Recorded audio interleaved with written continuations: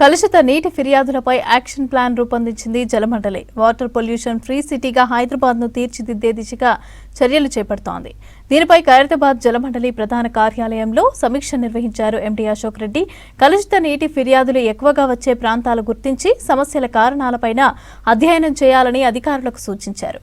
Division వారీగా కాలం చెల్లిన pipe లైన్ల వివరాలు కూడా సేకరించాలని, పైప్ లైన్లను తనిఖీలు చేయాలన్నారు. పాత పైప్ లైన్ల పటిష్టత అంచనా వేసి అవసరమైన వాటిని మార్చేందుకు ప్రణాళికలు తయారు చేయాలని ఆదేశించారు.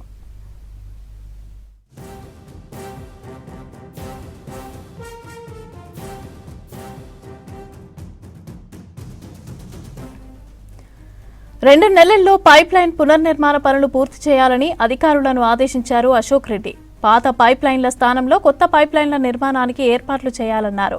కలుషిత నీరు లీకేజీలు గుర్తించడానికి రోబోటిక్ టెక్నాలజీ వినియోగించాలని తెలిపారు. ఇక ఇందుకోసం పొల్యూషన్ ఐడెంటిఫికేషన్ మెషిన్ అందుబాటులోకి తెచ్చామన్నారు. పైప్ ఇన్స్పెక్షన్ కెమెరా సిస్టమ్ ద్వారా కూడా వేగంగా సమస్యలను గుర్తించవచ్చునని తెలిపారు జలమండలి ఎండీ అశోక్ రెడ్డి.